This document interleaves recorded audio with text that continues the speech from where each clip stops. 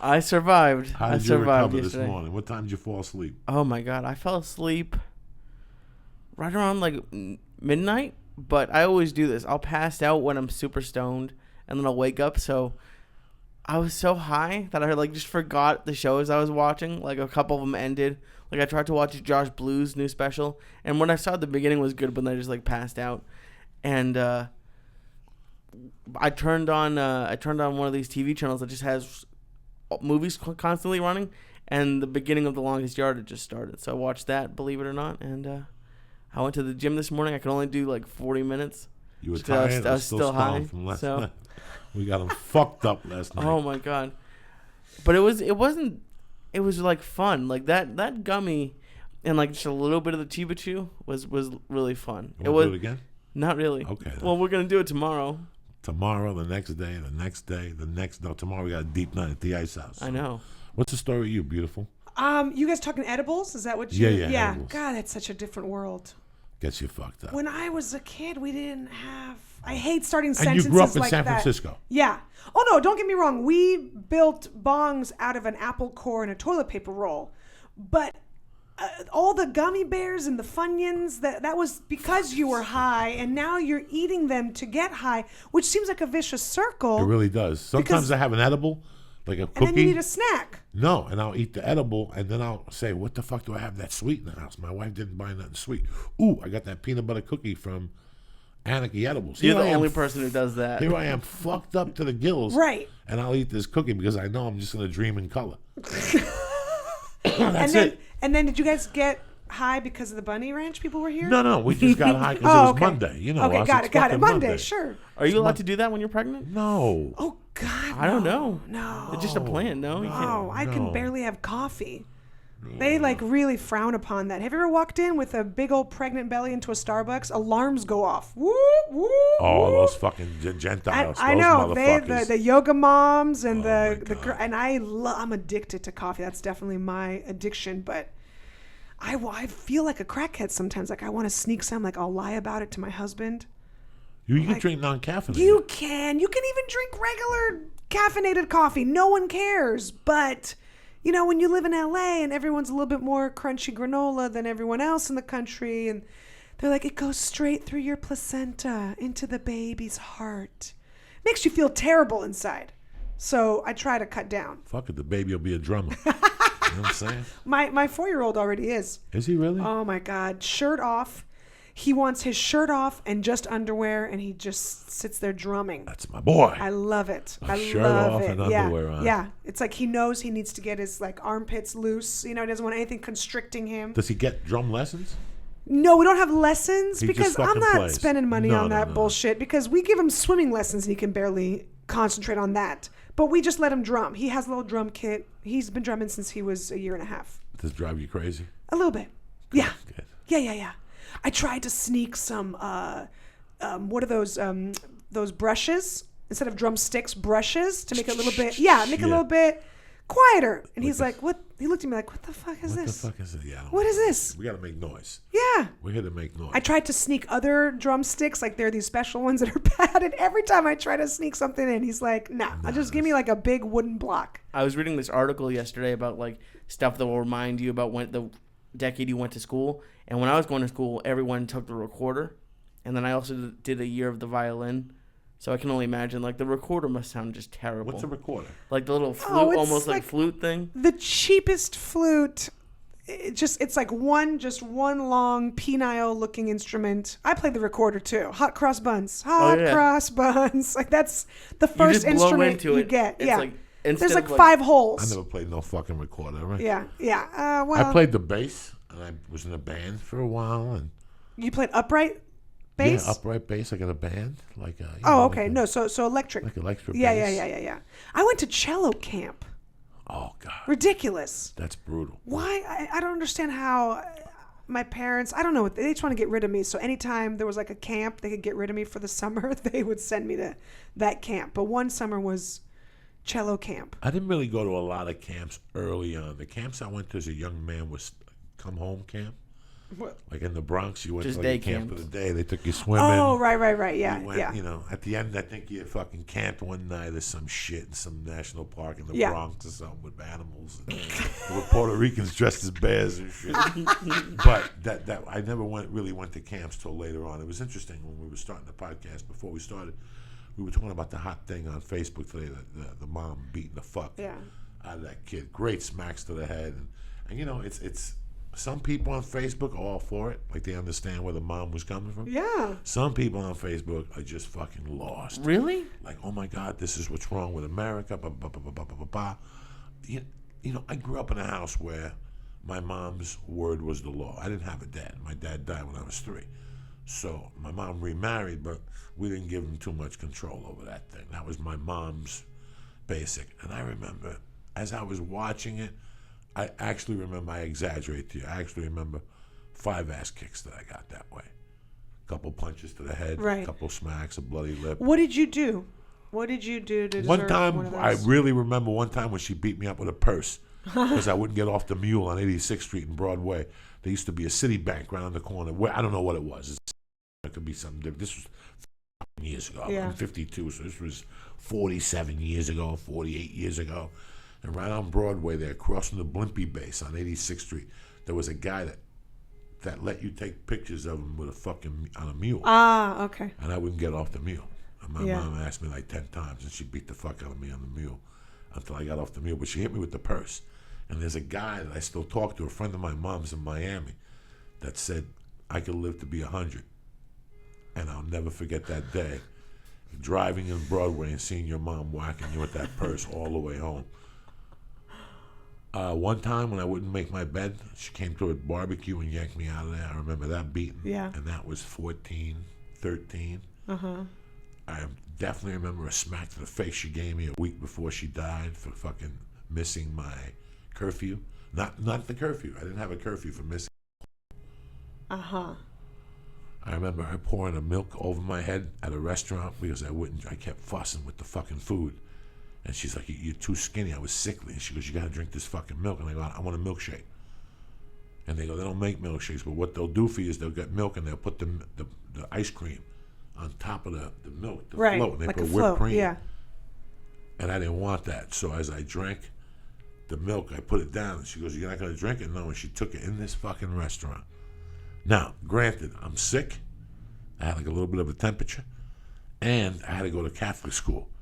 Because in those days, we would go out to dinner as a family.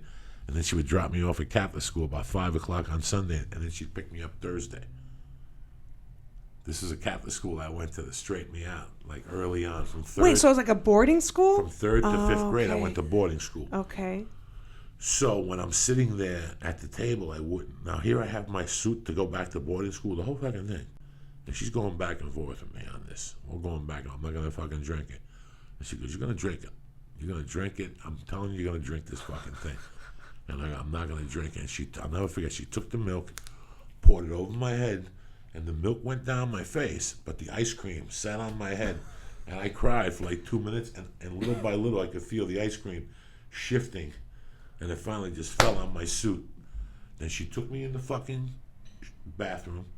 She made me change. She washed, and while she was washing me, she goes, you got a fucking temperature. I go, okay. And she goes, hold on. She went in her purse. She took out a syringe with penicillin, and she shot me in the fucking bathroom because I was really sickly when I was a kid. And my mom would always have penicillin with the fucking needles right in the fucking purse. The doctor I had, Orlando Del Valle, see, this is how much this country has changed. In the old days, when you had a doctor would come to your house. Yeah.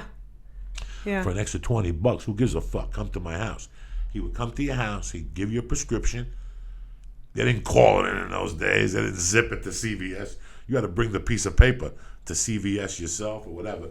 But he would shoot penicillin, and then he would give my mom a penicillin in a syringe. Because after they usually give you penicillin, your temperature goes up. You have a weird reaction to it. Kids, I would always get that reaction. So the next day, my mom would have to stop what she was doing and haul me to the doctor. We were so close with the doctor, he was a Cuban doctor, that the doctor finally said, fuck it, I'll just leave you a syringe and penicillin.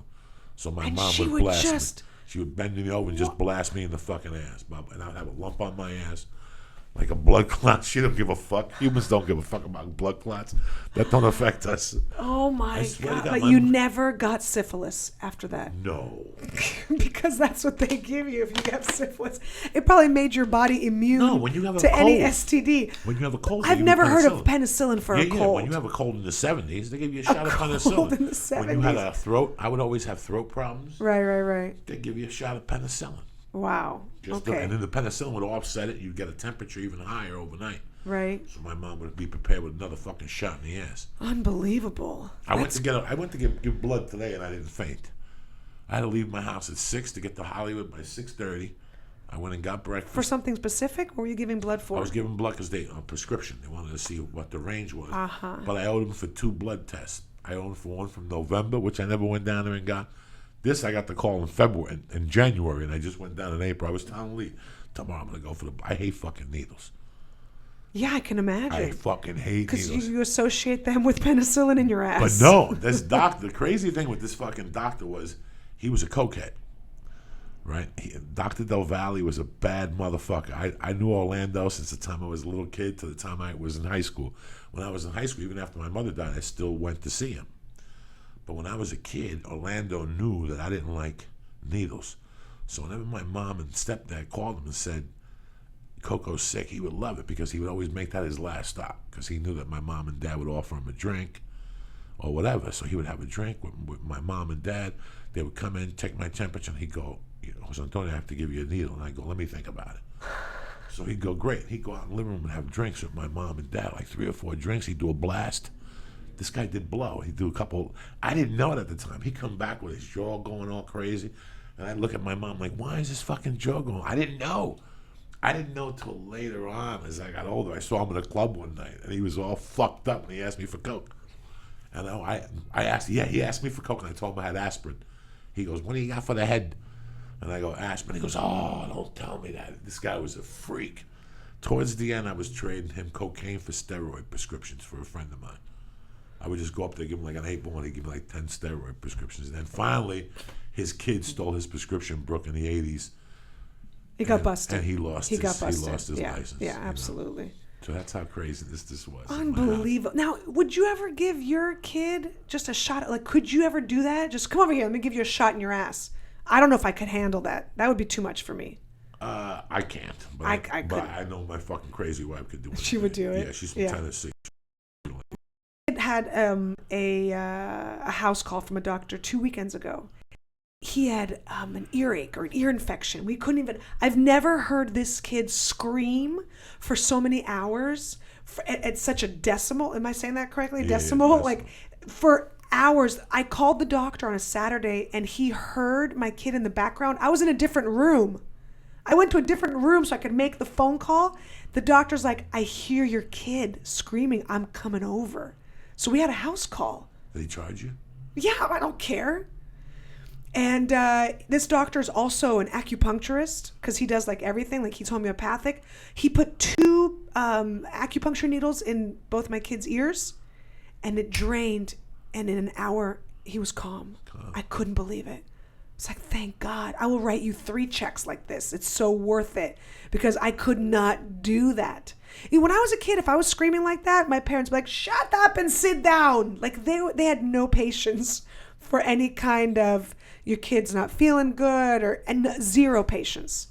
Zero. Immigrant parents. Yeah, they're just. You know, there was a rule in my house. My mom had a rule. I understand you get sick. Yeah. But just do me a favor. Go to school.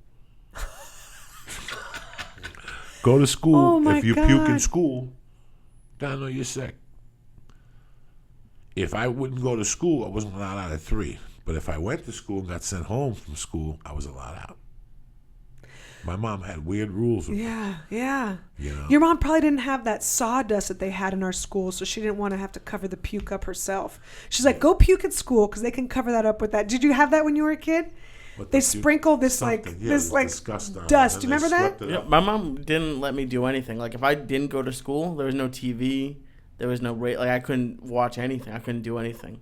My mom only hit me a couple times, and it was mostly just spanking. Like she never like hit me. But you brought it up before the podcast. I was at my friend's house and they would yell at their parents, and it's like, what are you doing? Like, and my dad, I don't think my dad ever hit me, but my dad was loud. My dad was on the radio. He knew how to get loud. So, like, I up until a few years ago, I was still scared of my parents. But you probably grew up with a lot of kids that did get hit as well, right? You brought all the kids in the neighborhood, right? Launched. See, Never I mind didn't. Hit, launched. Yeah. And so I was always embarrassed. I felt like I had to hide it, like live undercover the fact that I would get smacked. So if a friend of mine was coming home with me and we were past curfew, I had to prepare her for what was about to happen. She was not used to the wrath of my mom. My mom would swing the door open and just grab me by the hair. And I have these like white scared friends. They're like, what the fuck is happening? And I had to like make excuses. Because it'd all be in Russian too. So I was like, oh, she's just giving me like a list of things I have to do.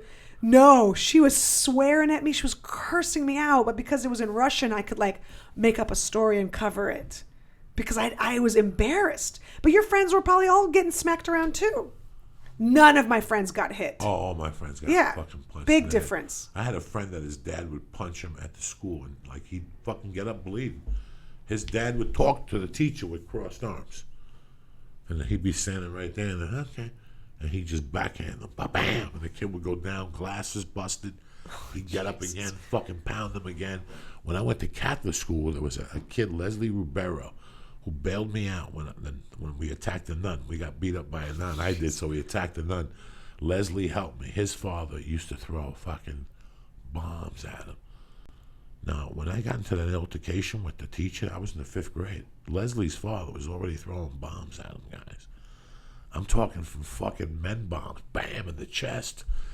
Carmine Balzano, who I'm going to talk about tomorrow night in the thing, he used to pulverize fucking kids. Left hooks. You know, do I see the need for that? Do I want to beat Mercy, my daughter, like that? I don't think so. And if I had a boy, I think sometimes it's parental frustration. You know? A lot of the times. Yesterday's beating was classic. That was no frustration. That was a mom saying, you're fucking slipping. I don't give a fuck what the rest of the kids are doing. You got to be an individualist. Yeah. You know, and she smacked the fuck out of him. And those are the beatings I got. I think because she was also wearing a cop's uniform, the irony of it. No, I'm kidding. She wasn't. But can you imagine? No. Well, it's just sometimes police mom brutality. If you see like a kid getting beat up, like you had an issue a year or so ago where you saw a kid getting beat up, it looks like it makes you feel bad. But watching it yesterday, that was like a teenager, and like the mom was hitting him, but she wasn't like punching him. She was just like hitting him in the head. Fucking smacking him, man. Yeah. Some good fucking smacks to the head. You know, also that was more to embarrass him too. You know, because he was probably there with his other friends, and they probably had a plan. We're going to loot this. We're going to do this, whatever. And look, I get it. They're all frustrated. Fine. But there was also, like a lot of the times, I think the parents do it to send a message, like, don't try to act out. Don't think I'm not going to find you and do this to you in public. Because hitting your kid is one thing. You know, you didn't make your bed, and then your mom smacks you. You go into your room, you make your bed. But that's all done in privacy. But if you think about it 30 years later, it wasn't about me making the bed. It was about her telling me something and me telling her, fighting with her. Right. That got under my mom's craw. Of course. That used to, and that's what gets under every mom's craw. The why. Absolutely. The why. Why? Because I fucking said it. That's why. Right. You know, I see these kids today that say shit. If in my neighborhood, if you were 16 and you went home and your dad said, all right, before let's say a prayer. Like I went to somebody's house 10 years ago. And the father said this at a party. And the father said, and the kid goes, we don't pray because, you know, there's an atheist God. In my neighborhood, if you said that to your dad would reach across and beat the fuck out of you. You know, or dad would say, you know what? Since you don't believe in the same God I believe in, get the fuck out of here. You ain't eating my fucking food, bitch. You know, that's tough love, but it's also... you know, the beatings that I got, I remembered why, and I never did it again. You know, like. But you just did something else. My mom didn't want me to. She didn't like the talking back. Yeah. She didn't like the. I think of the immigrant mom. When I was 5, I had this, not this gold chain, but I had something this thick and the same. Yeah. My mom would put this gold chain on me in New York City when I was 5 and say, "Come home with that. Don't let nobody touch it." I remember one day I was getting an ice cream from Mr. Softy, and she was watching from the window. And the guy goes, "Can I see your chain?" And he touched my chain. My mom flew downstairs and almost fucking killed me. And because my mom, I didn't have a dad. Yeah. So my mom was wearing two hats. Right. 4 years ago, I went to the YMCA one night and I was hitting the bag. And I wanted to hit the bag, but I couldn't hit the bag because I was an Indian mom, American Indian, a Hindu, not the boo-boo, but the other one, had her kid in there with hand wraps, not even hand wraps, but towels, and she was teaching him how to hit the bag. And I could hear, I was wondering why. Why would a mother take her son to hit the bag? I mean, and at the end, the mother goes, "You keep doing this, and those kids will not tease you in school anymore." What mom in today's society says that all they're doing is making documentaries on how my kid is getting bullied, but they're not teaching him how to fight back, how to stick up for himself? Right. Kira, I got no reason to lie to you. It brought a tear to my eye. Yeah, I couldn't. of course. I got overcome with emotion because that was my mom. My mom used to say, "This is what needs to be done. Don't let this." I still remember going home one day getting beat up at the park, and my mom finding out about it. And the next day, me getting home, and mom going, "Get dressed. We're going to the park." I'm like, "For what?" And she's like, "We're going to go see what happened yesterday. We're going to go take care of it." She made me walk up to that kid and smack that 17-year-old in the face when I was 14. And then let the kid beat me up. We fought again, but my mom goes, "You never come back to this house hit. Never in your life does a man stay hit. Not in this fucking house. You get onto a beef, that kid hits you, you hit him back, then you come home. Don't ever stay hit. Even if you get beat up. Come home, get a sandwich, and go back tomorrow, next day, and fight this motherfucker again, but don't stay hit. Because then everybody will beat up on you." Yeah. But if you fight for your shit, they won't. So what would you say what would your mom say if you started the fight? If I If I was 17 and whatever, Yeah. my mom would say, "You're a little bigger than him." My mom was one of those people. My mom understood. I remember coming home from Catholic school and having an attitude like I would leave on Sundays and come back. I remember my mom telling me on Thursday nights, "There's some kids that want to fight you tomorrow. Get ready to fight," at her bar. At her bar. My mom would make me fight, dog. Get out there. Get out there. What are the options? What do you do with your kid? What the fuck do you do? Yeah. A couple weeks ago, I went to this jiu-jitsu tournament. It was a guys' tournament, but there was these two 12-year-old girls. And they were jiu-jitsu, and one girl had the other girl like by 7 or 8 inches. But that little Asian girl was holding her own. I got so over-fucking-whelmed with emotion because I know even if I die next year, if my daughter gets into jiu-jitsu, she'll never be raped. She'll never. This jiu-jitsu is a great way for women to empower themselves. Mm-hmm. Your strength is on your back, where women never want to be, unless you're a dirty fucking whore. But if I throw you down, Kira, that's what jiu-jitsu is. You're back. How do you get... So when I go to rip your shirt off from now on, you're going to break my fucking elbow. Because jiu-jitsu is not for a big guy to do to a little guy. Jiu-jitsu was constructed for a little guy to work on a big guy. I went yesterday to jiu-jitsu and I seen what John Salami weighs 165 pounds. He was throwing me around like a fucking kettlebell. He swept me one time. I went 4 feet in the air because they use technique. So you're going to get these young girls, and they're going to keep drilling arm bars. Like fucking Ronda Rousey. That's what you're going to get now. Ronda Rousey is open. Ronda Rousey is a UFC star and everything, but she's also letting women know that the party's over for a while. If a woman really doesn't want to be a victim no more, she doesn't have to be a victim. I'm going to rest better as a father if I know my daughters could take care of themselves. Yeah. I know if a guy pushes my daughter back on her back, guess what? You just went into her world, jerk off. Jiu-jitsu is you between my legs and my guard.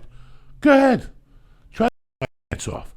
I will break both your fucking elbows, even if you have me over 100 pounds. Because I'm going to make that little girl drill that fucking arm bar like they did with Ronda Rousey, where she could catch it from everywhere. She could catch it in her sleep with one arm. So the woman, if the woman is the victim in the situation and she's on her back, that's actually beneficial. That's jiu-jitsu. That's your got world. Got it. Okay. You're learning how to sweep men, how to choke people out from your back. Oh, how shit. to triangle motherfuckers. So let's say the guy wants to rape you and eat your pussy. Boom, that's your world. When he puts his head between your legs, you're going to triangle this motherfucker. And with that triangle, you're going to choke him out. And he's going to lose consciousness. And then you're going to go get your knife out of your purse. Well, let's not get carried away. Let him And you're gonna finish what he chop started. his balls. If he's any good, Fine. we'll let him finish. And then you son of a bitch. You cocksucker breaking into my window and eating my asshole.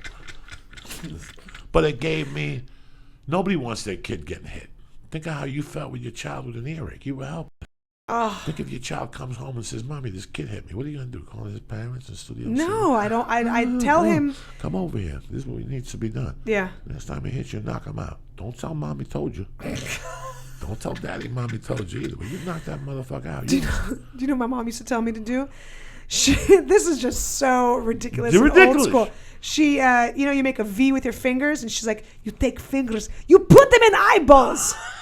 And I'm like, Mom, I'm not going to do that. You take your fingers into their eyeballs. And if they do that to you, you put your hand up to your nose and you block that was her Russian style martial arts. You can block with your hand on your nose. And that's how their fingers can't reach your eyeballs. I'm like, what are you teaching me? Like, the Three Stooges self-defense. She's like, it work every time. That was her go-to thing. To this day, she'll still say that. The fingers and the eyeballs. I laugh at moms. I laugh at moms when I go to like Studio City events. And like farmers market? Yeah, like all that. I just laugh at moms because it's like, I can look at these kids and know this kid's going to have a hard fucking time later on in his life. The mom's a half a fruitcake. The dad's got sandals on, walking around like life is beautiful. You ever see those dads at the farmers market? They walk around like, I can't believe they wear sandals. And they hold their babies and the wife and her friend that can't get laid to be arrested.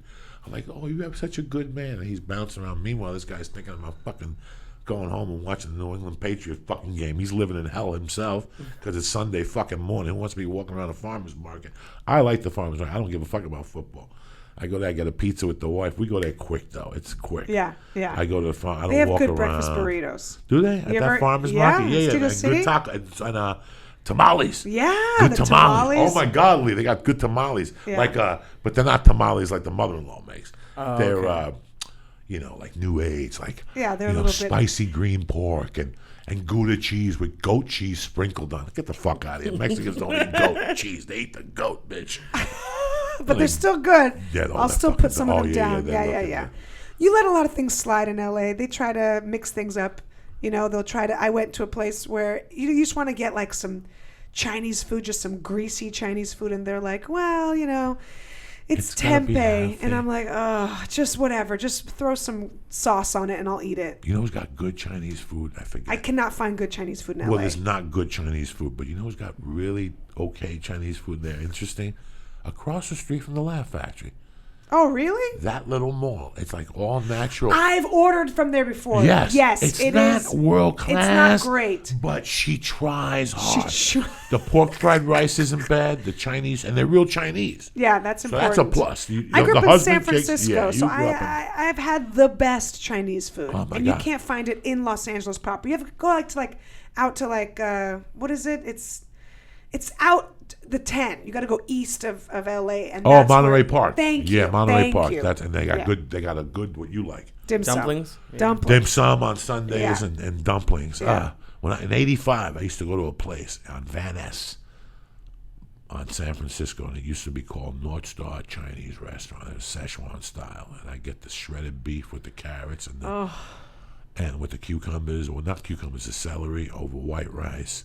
Fucking tremendous. I never liked the Chinatown food in San Francisco. You don't even go to Chinatown. It was a little too real for me. For tourists. For tourists. But you go into a Chinese restaurant in the Sunset, like the inner Sunset, and everyone's Chinese. That's the place you want to eat. That's the place you want to eat. Yeah. So that's the Seven Immortals. That was where we went to. I lived in the Tenderloin, right?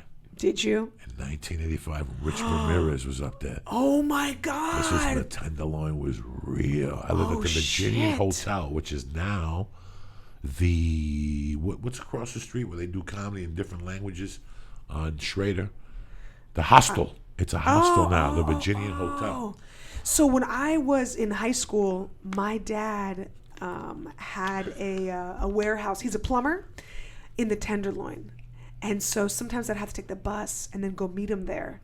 And I got so used to walking through the Tenderloin, nothing scared me after that. Nothing. It's not a big area, but it's just even those 4 city blocks. I mean... I used to live by Original Joe's. Yeah. The worst bloodbath I ever saw was outside Original Joe's. 2 guys stabbed. The blood was brown. Oh my They were on the street. The one What's guy worse, was Skid still Row alive. or Tenderloin?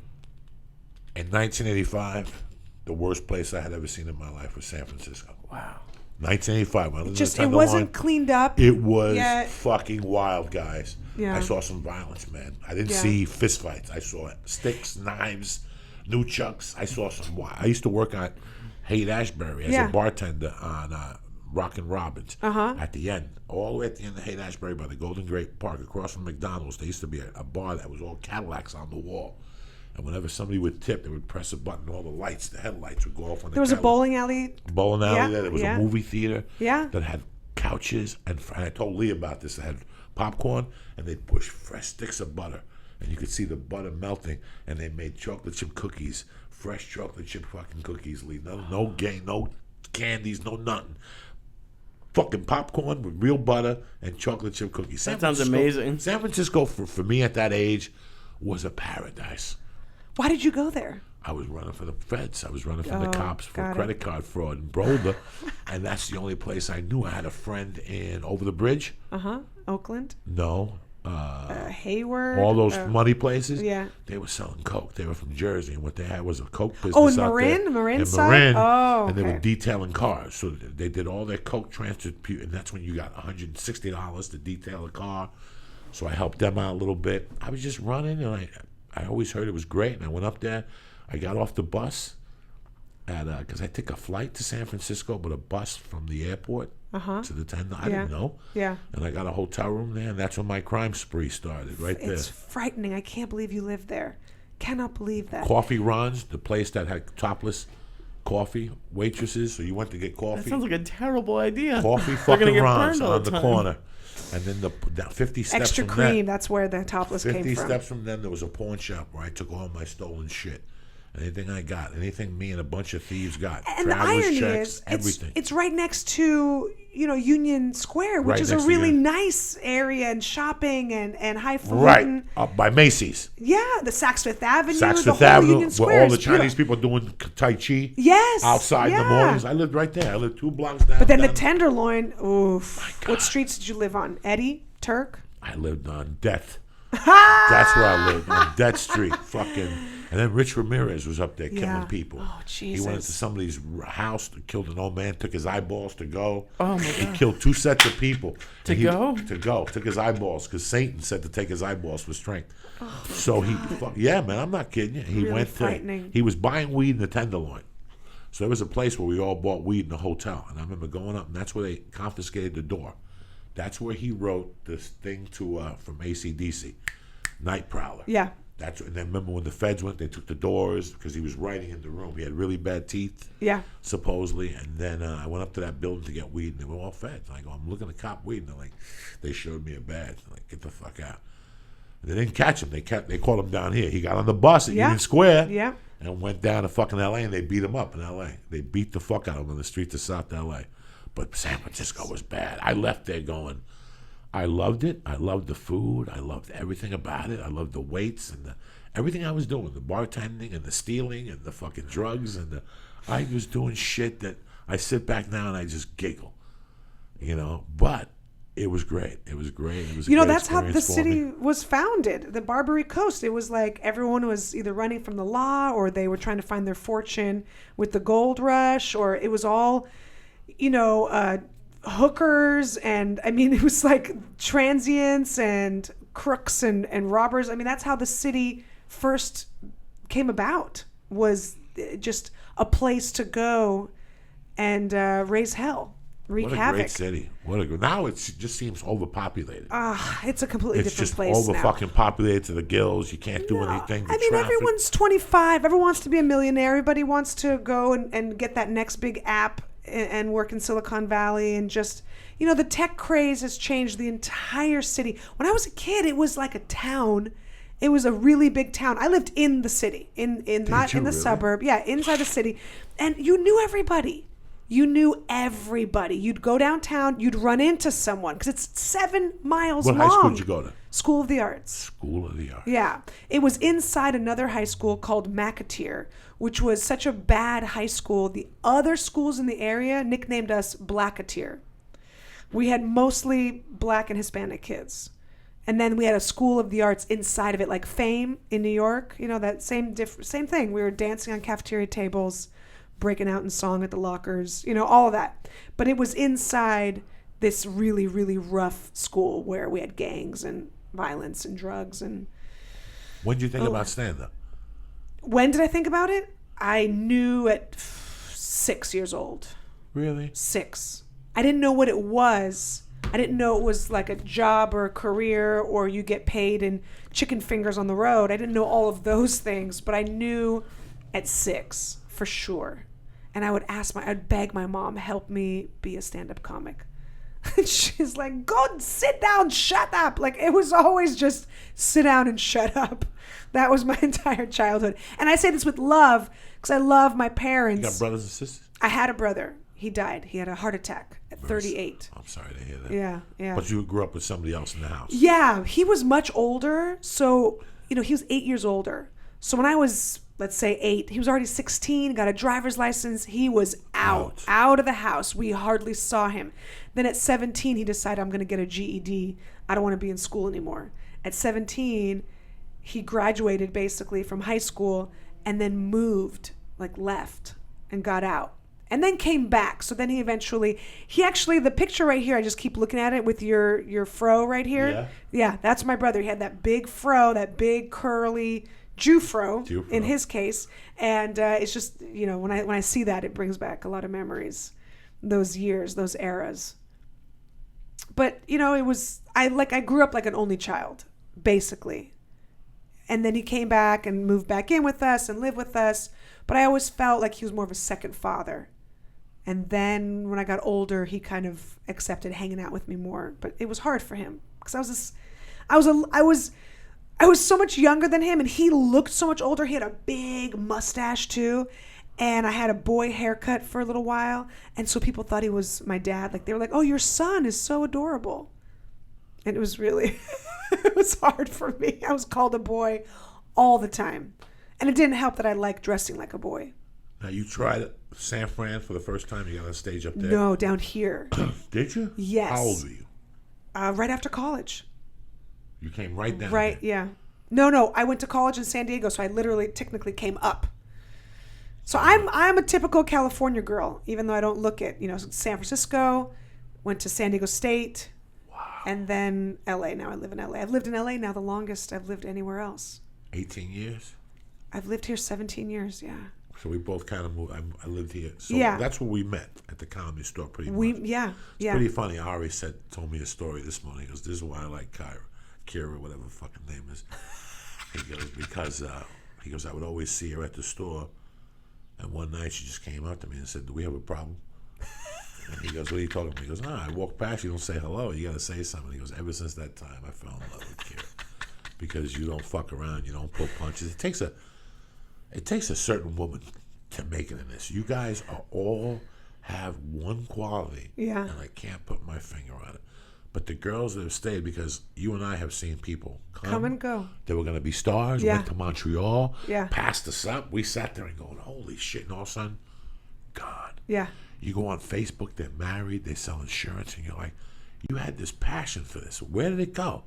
I don't think the passion I have for stand-up could ever just shut off. I have my moments with like anybody else. When Lee was editing, he didn't like it. But I bet you now, you're like, I bet I could go I'll edit the shit out of some shit. You know what I'm saying? Yeah. But when you're doing it, you don't, when am I going to get out of this business? But I was in it for good. Once I knew I was in. Like, once I came here and I go, well, it looks like fucking Wall Street is out. They don't accept felons, We've seen them all. But all you women that have stuck around all have one quality. I can't put my fucking finger on it. And then I read Georgia Jean's post, like I told you, that said, men hit on me. That's why I had to get out of comedy. Men hit on every fucking thing. If you work at Kinko's or if you're, a plumber, men are going to hit on you. And I'm being honest when I say this to you. I might be oblivious or naive, I don't think I was hit on that much. And I'm not talking about because I'm married now, because I've been married only since 2008. So, and that, trust me, a wedding ring has never stopped a man anyway. But before, you know, if you count from like the end of 97, basically 98 to when I started doing open mics, you know, Kindness of Strangers down here on Lancashire, right down the street is where my first stand-up was. Right here, Kindness of Strangers. It's gone. Vargas Mason was there the first night I was there. What was Kindness of Strangers? A little open mic that I would go to. Lancashire? Okay, so Moore Park and just 100 yards south of Moore Park, right there on Lancashire. Right down the street from where the McDonald's is. And like there's a right you know by the Ernie's? church. You know Ernie's? There's a church. Ernie's yeah, Taco. Yeah. Oh my God, I do remember that. Yeah. I was up there. Yeah. Vargas Mason, he lived on Vista, and me and Josh Wolf went up there on a Saturday night. I would go there every week. That was my first open mic. But I don't think I ever got that hit on before. Maybe it's the vibe I put out. I think I put out a vibe of, I'm like kind of like, you know, 10% dude. You know what I mean? Like I think I put that out. So maybe that's not attractive to men. I don't really have a vulnerable quality when you see me on stage. Maybe that's it. But Georgia Jean, beautiful girl and fantastic. I never got hit on so much that I was like, this is fucking ridiculous. Yeah, I gotta stop doing that. I can't do it. I can't get hit on. I never. And also because I started at the store every Sunday for 3 years I was there. I think that does something to you as well. That's like a boot camp, the Comedy Store, when you're first starting out. So for 2 years, I just did shitty open mics. I mean, talk about hostels and laundromats and basements and women's shelters. I did a women's shelter, I remember, every Thursday. What was the place on Barham? Right before you went to hit down to Highland. Yeah. If we were on Barham, right. we're going to make that fucking left onto Highland. Yeah. Boom, we're going to make that left. Right there, there's a building there now. It's been 20 things. When we first moved here, that was a place that was a coffee shop. They did comedy there, but they also had scripts in there. So let's say you wanted to read Breakfast Club. You go get Breakfast Club. Do you remember? Yeah. And it went out of business. That was there. I mean, there was so many comedy things. I can't remember the name. You know, I was talking to this kid the other day, and he was asking, he goes, you know, I'm having a struggle and whatever. And I go, let me ask you something. Look me in the eye and tell me you really went out when you got. How long have you been in L.A.? He goes, about a year and a half, and nothing's going my way. I said, tell me the truth. How many times a week do you go out? And he goes, well, I usually try to go out like 2 nights a week. I go, there was your problem. I go, when you move to L.A., or when you get into this as an open micer, it's like getting out of a rehab. When you get out of rehab, what do they tell you? You got to go to an AA meeting every fucking day for 90 days. Yeah. When you move to L.A. or anything like, when you're going to commit to this, right. It's every night. They don't care about your girlfriend's asshole. They don't care about your cat dying. They don't care about fucking nothing. Like tonight, I got to go do comedy. My cat died today. I had to put the cat to sleep today. It affected me a little bit, but I got to go do fucking comedy. Yeah. I don't give a fuck. That's what a comedian does. Before I was telling you that I located my daughter. I found her on Lincoln, whatever the fuck it is, Lincolndom. You know, when I first when I lived in Boulder and I was going through all the hell with her mother, I would have a joint in my ashtray because I knew when I dropped her off, I'd be so heartbroken. I'd smoke that joint, but I had a promise to myself that no matter how bad I felt, I was going to do comedy. How did you find her? Who? Did you just search in LinkedIn? Or like... No, something happened. I went to read for some, you know. Listen, guys, I may be down, but I'm never fucking out. I called her 8 weeks ago, and I told her the truth, and then she never called me back, so I called her again last week. I was a little angry. I woke up, and I called her up, and I go, hey, man. She never called me back. I go, listen, I don't know what you think is going to happen. I just want to say I'm sorry. I love her, and I'm here for her. That's it. I understand she got a family in place. I'm not here to disrupt it. I got my own shit going on. I don't believe in disrupting nobody's life. She called back with some fucking story that she just had a breakup and she's still grieving over her grandfather. Her grandfather died in fucking December. So I called a private investigator to find her. He goes, you know, they have her hidden so much. They changed her name. Her name was Jacqueline Michelle Diaz. They changed her name to Jackie, Jacqui, Michelle. They rewrote Michelle. And they changed her last name to her mother's remarried name, Ball. Oh. Without my permission. I never signed that paperwork. Yeah. I'm really thinking of going to an attorney. Like, I'm going to contact an attorney in Denver. And I'm going to tell him my story. And if something's kinky, you know what? I'm thinking about suing them. Listen, you could go somewhere and slice somebody's fucking throat. You could go somewhere and punch him in the face and call him a cunt and express whatever you can. She'd already know she's a miserable cunt. I would love to have the balls to put like a fucking Santeria spell or something on my ex-wife. The mother, yeah. The mother, but I know that backfires. I don't believe in any of that shit. But I'll tell you what I do believe in. If you want to hit a motherfucker, you hit him in the pocket. Yeah. That kills a motherfucker. Not when you're 21, but when you're 50 and you're trying to put away money for your fucking future, that kills you when some mother... Because I had a loose end. This is the way I looked at it. I had a couple loose ends in my life. Right. I had this shit that was floating out there that I had to get. I got that after 35 years. It was these boxes I had. And I had calling back my wife, my daughter. I just one day said, I can't do this. I can't be a comedian and be at war with these people. I can't do it. So I'm just going to fucking walk away from the situation. I'll be back. I'm down right now, but I'll be back. So I had a loose end. But after I called her and I admitted and then she still fucked with me, guess what now? Now she's got a loose end. Right. It's not my loose end no more. Now she's got a loose end because, like, I called her and told her, I go, listen, I called you as a courtesy. She's 25. I don't have to fucking call you. Right. See, the last thing my ex-wife wants is for me to grab this kid's ear because then she'll find out the truth. Why would she hide her so much? She's hiding her because she doesn't want her to know the fucking truth. Yeah. Did you ever file a police report for them beating you up? Because that could be an issue because you don't really have proof of that. No, I don't need proof of that. Well, if you're going to they sue lived them. in London for 3 years when she was 16 years old. They took her out of the country. Oh, no. Without my permission. In a divorce, you still have to get written permission from the child. Yeah. Oh, really? Oh, yeah, absolutely. guy. I'm not talking. Even state lines, I think. I'm not worried about that beating. I got the best of that beating. That dude is not walking around today. Trust me, something's not right with his insides today. So I don't get. They broke my rib, but I caught one of the guys. There was 3 guys that jumped me, and I caught one of them. And I tell you what, everything that bad that's ever happened to me in my life, I took it on that guy when he was on his back. He didn't know jiu-jitsu. And I got a size 13 foot. Did he try to eat your pussy? No, he tried to hit. Okay. He hit me with a 2x4. Gosh. He hit my dog. He hit the German Shepherd with a 2x4. What? And I caught this motherfucker by the collar and threw him down. And he punched me, and then I started punching him.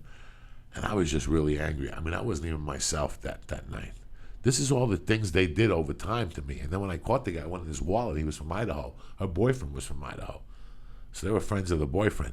So I had this cop that was off duty. I called him up, and he was a friend, and I called him. I told him the truth. I go, what should I do? He goes, don't call the cops. Where's the guy you caught? I go, right here. He's home moaning and groaning. He came over. I took my car. I put fucking wrapper in it, and we drove to Boulder Hospital. We threw him out in front of the hospital. I never heard a word again. Jesus Christ. Oh, my God. See, once they sent somebody to me, they sent me a warning. Yeah. But they couldn't capitalize on that warning. That's my world. You send somebody to my house and you're a civilian, you just entered my world. Right. They better shoot me or kill me, because if not, you just entered my world. Now I got a green light on your ass, and you don't know how to deal with my world. I don't know how to deal with your world, but you definitely don't know how to deal with my fucking world. So it just escalated. This ugly thing was over a love of a child. This story I'm telling you is over a love of a fucking child. And I'm not doing it. I'm doing it away from me if I go after them in court. I'm doing it for all the other guys that this gets done to, because this is called legal kidnapping. Right. And I have a friend that did this also. If you divorce your husband tomorrow and his family's got money and they say you're a comedian, you drink when you go out, because everything you used, like that drink that you do at the Comedy Store and then do your set, you're an alcoholic. You're at dark places every night. You're this, you're that. So that guy, if he's got money, he's going to get sole custody, and then they're going to fuck with you a little bit until you slip. Mm-hmm. You know, they're gonna put you in a bad position until you slip, and then once you fucking slip, bam, now you don't get the kid. But me and you might have a war. I'm still going to let the kid see you because you're the child's father. Right, right. She didn't want me around since day one. It was 2 years of hell for me, but it was 2 years of hell for her. Remember, I made her life a living hell. I caused hell for her at the house. And then after I beat them in court finally, that the judge said that if they didn't give me the child, it'd be a Contempt of court? Contempt of court. Mm-hmm. Outside that day, I just ate her alive. I just said things to her in front of her husband that nobody would ever say to somebody's, because I had to. I had to. This was 3 years of them unloading on me, giggling, you know, like making remarks, and ha ha ha ha ha, like trying to be cute. And I'm not from that cut of paper. I don't know how to work that I don't know how to work that. I come from a different world. You fuck with me, I fuck with you. We get sticks or whatever the fuck, and we just end it. I didn't know, and they didn't know. And then I went after the boyfriend. And once I went after the boyfriend, then they knew. But I had 2 felonies in Boulder. So when I assaulted him, they were going to put me in jail. No. He called me a spick. So you can't use a racial slur in the city limits of Boulder. That's how liberal they are. So the judge had to throw it out. He's sitting there with a black eye, his eyes all bloodshot. So trust me, I was no angel in this either. But she's the one that just wanted to take the baby from me, and I couldn't figure out why. And she was using, well, you went to prison, so what? I pay my debt to society. No, man, I just want to be a dad. Yeah. So for a long time, it was power she had over you. It was power. And it's legal fucking kidnapping. So I'm sitting here going, I have to do something. I mean, what I really want to do is go to Boulder and slice her throat and rub salt on her for 3 hours and break her kneecaps and drain her blood and then give her a transfusion and keep that cunt alive. And then shoot spitballs of salt in her pussy. And I mean, I could torture somebody for fucking hours, like I said to you. Are you pitching me a movie? No, that's my world. I feel like you're pitching me a movie. I could torture right now. this bitch for hours. Don't forget the eyeballs. Because that'll be like everything bad that's happened. From my dad dying, I'll just sit in a room smoking pot, spitting fucking gasoline balls at a pussy. I'll burn her pussy from the inside out. There won't be a placenta when they find that bitch. There won't be a fucking uterus. There won't be nothing. I mean, that's the hatred I really have for her, because she tried to cut my legs off with my loved one. She knew I had no family. I have nothing in this world. Now you're taking the only blood I have from me. She knew it. She was being spiteful. You want to be spiteful, motherfucker? I can be real spiteful. And guess what? I have nothing to lose because I had nothing. I got no family. I got nothing. I was prepared to go to prison. I'll write jokes for Jay Leno. That was my thing at the time. You believe that? That's how sick I was. That I was prepared to go to jail, buy a fax machine in jail, so they could have it in the office, and I could just fax Jay Leno jokes every fucking day. And hopefully he would buy some, and I could be a comic working inside jail. When you get to that point in your mind, that's why I left Boulder, because I knew. And when she called me that day back, after I called her, she was talking to me. I said, she goes, I go, listen, man, somebody was going to get hurt. Somebody was going to get hurt. You said that to her? Oh, yeah, I told her. She knew. I go, somebody was going to get hurt, and somebody was going to go to jail. I had already beat them. That day in court was the worst day of their life. But when I got in the car, I said I won, but what did I really win? Right. I won nothing. Yeah. Kira, I won nothing. I won. Now, every time I have to pick up my daughter, she feels the tension. You know what I'm saying? Yeah. Now, what do you think? Kids don't feel tension? And how old was she at the time? 5. Oh, my God. So I'm like, you know what? I'm just going to go pursue my career. I'll keep in touch with her. I'll pay child support. I'll do the best I can. She doesn't want me around. I already knew I was never going to get invited to graduations or, she started a new life with a dude, and they drank coffee, and, they probably gluten-free, and, they played ping. Anything to be different. They rode bicycles, and, Right. And she still lives in Denver? I still live in Boulder. I couldn't compete with that. That's not who I was. I couldn't compete with that. So I went and got my life, and I was just my whole game was just to stay alive, to come back and tell my story. That was my whole fucking thing here, just to stay alive. What are you doing, interviewing me today, Kira? I love it. I love it. I just love listening to your voice. I love listening to yours, too. You want to put that air on? It's getting hot. Sure, let's do it. But I want to really quickly just go back to that one thing that Ari said about me, which I don't even remember, to be honest with you. But I if I ever sense that someone might have a problem, I want to approach them in a way that starts a dialogue. So, I did feel like Ari had an attitude with me, was treating me like the typical guys that treat female comics like, you're a joke, whatever, it doesn't really matter, your sets don't matter, you're not funny, we're the real comics, you're just trying to, get on TV. And so I always will approach someone and just make sure, my exact words were probably, hey, I want to know, have I done something to offend you? Have I done something? I want to know. Have I done something to... Because then it doesn't put them on the spot of like, what's your fucking problem?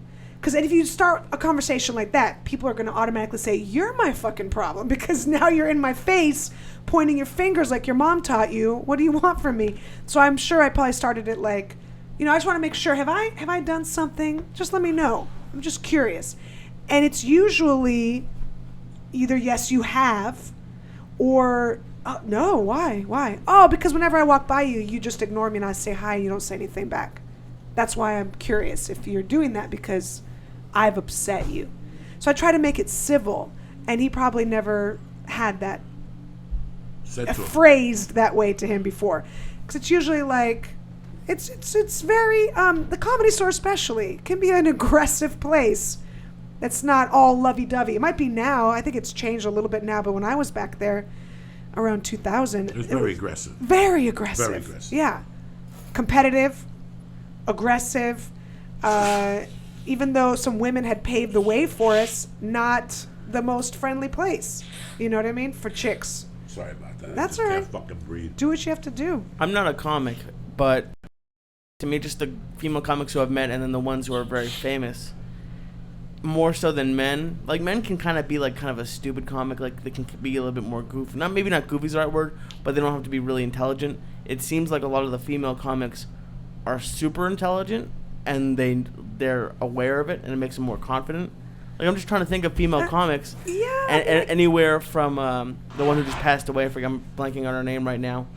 Joan Collins, and then Joan Rivers, and then people like Amy Schumer, and Eleanor was just in, and just it seems like female comics and Sarah Silverman, it seems like they have to be like kind of really intelligent and then aware of their intelligence. It seems like that's a common thread with comics. I guess that's part of it. I think it's just you have to just want it so badly that it doesn't matter what anyone says or what kind of set you have or what else is going on. You have to just want it. Just desire like is desire. Whether a woman has desire, whether a man has desire to be something or a goal, right, or they want it so bad that you could, you wanted comedy so bad. Yeah. I don't want to sound crazy. I didn't want to be a star as much as I wanted to be good at comedy. Right. There's something at a point in comedy when you're stuck at the 3-year mark that you can't wait to be good. Yeah. And it hurts. It hurts. You want to be so good so fast, and you think about quitting because you say to yourself, I'll never be as good as Kyra. But Kira. It's a New York thing. Every New Yorker calls me Kyra. You stick with it. Also, when I was first starting out, I knew I would suck. And I knew that was okay. And some male comics, they have a real fucking problem sucking.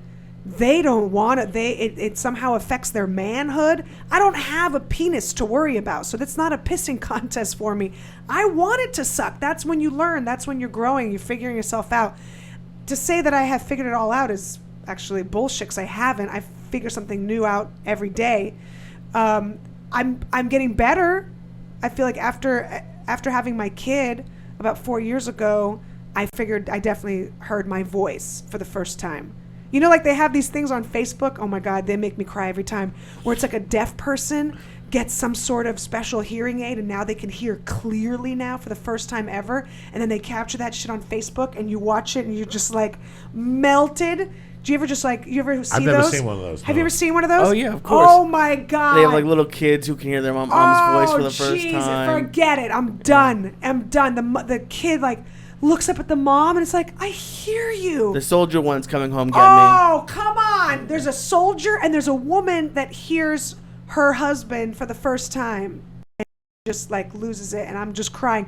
But that's what I felt like as a comic. After I had my kid, something shifted, whatever it was, and I heard my voice to myself for the first time. I was like, oh, there you are. There's Kira's comedy voice. Now it's still changing all the time. I hope I don't. How long was it till you heard your voice? It was about 10, 12 years in comedy. All the other shit I did before that was garbage. Bullshit. Yeah, that's like me. It's just bullshit. And then look, people, they responded to it. I had a Showtime special before my kid. Everyone was like, that was a great Showtime special. Yeah, fine, but it's all garbage when I look back now. I mean, it's good, but it's not. It's the past. It was fit or fat. It wasn't really who you are. It was the past. It's now I have a different goal and direction.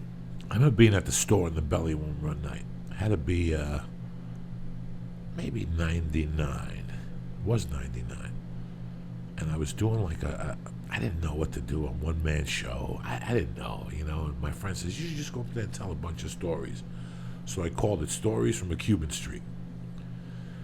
And I went up there, and a bunch of, comics came out. And, nobody had money. A bunch of us didn't have money. It was me, John Westling, Ricky Cruz, Jody, Ralphie. It was just a bunch of us that got together. And I remember we bought a bottle of tequila, and we snuck it to the store.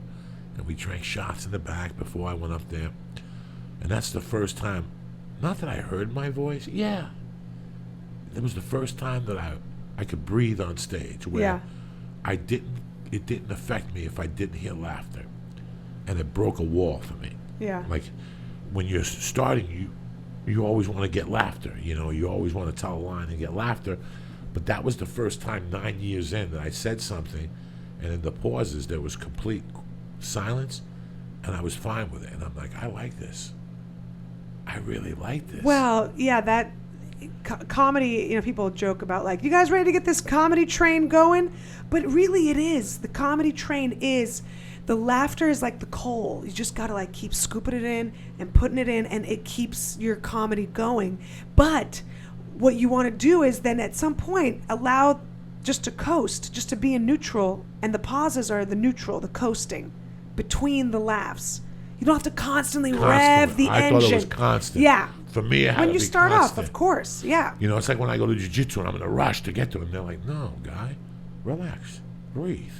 You got the guy on his back, breathe. Now decide what you want to do. I didn't know that. I thought that you had to go up there and get laughter, but it took about 8 or 9 years, closer to 10 years to hear my voice, what I really wanted, I'll tell you what it was. I had a showcase for APA. And I had this shit fucking material written out. 8-minute showcase. Remember those things at the Improv on a Wednesday night? And I'm in my room, and I'm smoking cigarettes, and I'm smoking pot, and I'm drinking coffee, and I'm trying to write this brilliant fucking act that I'm not a brilliant comic. You know what I'm saying? I got the mentality of a fucking kid. And I wrote something, but as I'm fucking leaving, they show a lady getting carjacked in Oceanside, a Samoan. It was one of the funniest things I've ever seen. So it's this little guy driving a truck, a Ford little old truck. The not even the big trucks, but the little ones that you see driving around. Right. And all of a sudden he stops at a light, and this big fucking Samoan comes up to him, punches him in the face, opens the car door, takes him out and throws him. And then he gets in the car, and as he's stepping away, they show his sister. This is on national TV. Well, it's on ABC, whatever, Eyewitness News. And then they show the sister who, if he was, what does Samoan weigh? What's the average weight of a fucking Samoan? 250. Yeah. 250. His sister had to be 450. She's running down the street yelling at him, hey, come back, come back. And as he's driving away, she goes to jump on the flatbed and misses and just lands on her fucking face. Oh, right? And I'm sitting there watching this, and then they go to another story. Right there they go to, and I'm like, oh my God. And then they go to another thing. They go in East LA today. They show a fat kid got stuck in the sewer because he threw his car down there, so he got stuck in the sewer. And they show him in the fucking sewer, crying, and the mother, they're all Which Mexican. side was stuck, the butt or the face? Everything. All he had was his head sticking out of the sewer. Oh, and he was Mexican. He was a fat 8-year-old, a 400-pound Mexican kid stuck in a fucking sewer. And they finally pulled him out. They had to cut the fucking sewer plate and pull him out. It was hysterical. And then they had him, and he's like, so would you do it again? He's like, I had to get the kid the fucking thing for a little friend. And I'm watching this going, oh, my God. An hour later, it's 9:20. I'm at the stage at the Improv. Guess what happens? Get ready to go on stage. First joke. Nothing. Nothing. Shit. APA is there. Callum. This is when the whole brass was there. Second joke. Nothing. Third joke. Nothing. It's going to be a long night, motherfuckers. I was just about to steal a joke. I was that desperate at that time. I was just about to drop a stolen bit. I would have dealt with the repercussions later. I just didn't even know who to steal from. It's like getting punched in the face 3 times and you throw out 3 jokes and nothing happens. God. Were there jokes that you've done before and people liked or no? No? Whatever. I just tried to be fucking Jonathan Silverman or something. And all of a sudden, I'm dying on stage, and I go, did anybody happen to see the fat Samoan go for the truck tonight? The fucking place roared. roared. So like everybody everybody saw must it? have been home.